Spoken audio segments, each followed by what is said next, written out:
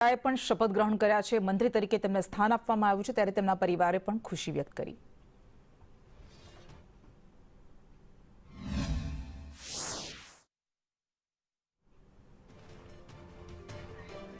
કરુણેશ પંચમવેદી આપણી સાથે જોડાઈ ગયા છે। કરુણેશ, આ વખતે ખેડામાંથી, મધ્ય ગુજરાતમાં ખાસ કરીને આણંદમાંથી, બોરસદ અને પેટલાદમાંથી આવ્યા, તો ખેડામાંથી પણ એક ધારાસભ્યને મંત્રીમંડળમાં સ્થાન આપવામાં આવ્યું છે, સંજયસિંહ મહેડા। શું કહી રહ્યો છે તેમનો પરિવાર?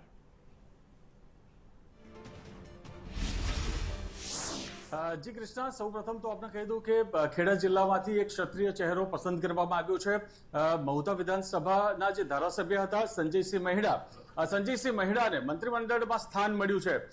મુખ્ય કારણોની વાત કરીએ તો કૃષ્ણા, સૌથી મહત્વની વાત એ છે કે અત્યાર સુધી મહુધા વિધાનસભા એ કોંગ્રેસનો ગઢ ગણાતો હતો। આઝાદી બાદથી એક પણ વાર ભાજપ નહોતી આવી, પરંતુ 2022માં જ્યારે સંજયસિંહ મહેડાને મહુધા વિધાનસભામાંથી ભાજપમાંથી ટિકિટ મળી, ત્યારે પહેલી વખત મહુધા વિધાનસભા ભાજપને જીતાડીને લાવ્યા છે, અને એ છે સંજયસિંહ મહેડા।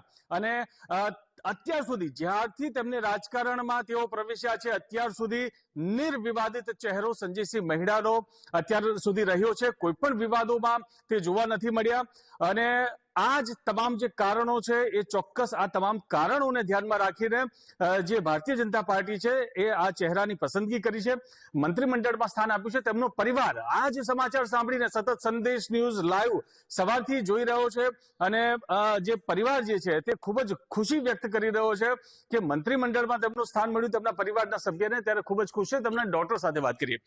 શું નામ આપનું અને કેવી ખુશી? મારું નામ સ્તુતિ છે, અને આનંદનો તો કોઈ એ જ નથી અત્યારે, cannot be into words. પપ્પાએ ખૂબ મહેનત કરી છે, અને પપ્પાએ બહુ જ કામ કર્યું છે બધા લોકો માટે, એટલે એનું જ મે બી આ ફળ છે જે અત્યારે એમને મંત્રી પદના રીતે મળ્યું છે। બરાબર, અત્યારે પરિવારમાં તો ખૂબ આનંદનો માહોલ છે।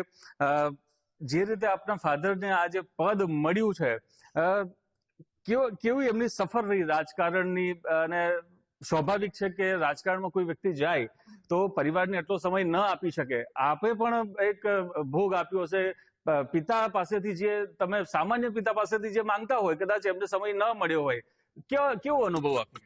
એટલે પપ્પા ઘણું ટ્રાય તો કરતા હોય છે કે વર્ક લાઈફ ને ઘરનું બી બધું મેનેજ કરી શકે, પણ એ જે બી કરી રહ્યા છે એનું પરિણામ તમારા સામે છે, અને અમને બહુ પ્રાઉડ છે આખી ફેમિલીને કે જે બી કરે છે એ ભલે પછી ફેમિલીને સાઈડ પર રાખે કે ના રાખે, અમને બહુ જ પ્રાઉડ છે પપ્પા માટે। પણ જોવા જઈએ તો મહુધા વિધાનસભા આખો એમનો પરિવાર હતો, એટલે પરિવારને સાચવવાની સૌથી મોટી જવાબદારી એમના ફાળે આવી। હવે મંત્રી બન્યા છે, હવે જવાબદારી વધી છે, પરિવારમાં સમય નહીં પણ આપી શકે।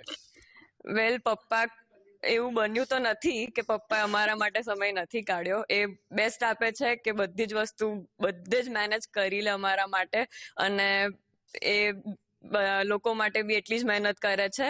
સો હા, એટલે એવું તો અમને કમ્પ્લેન્સ નથી કે પપ્પા અમારા માટે થોડો બી સમય નથી કાઢતા। કશું બી કરીને at the end of the day એ ટાઈમ નીકાળીને અમારા પાસે જરૂર આવે છે।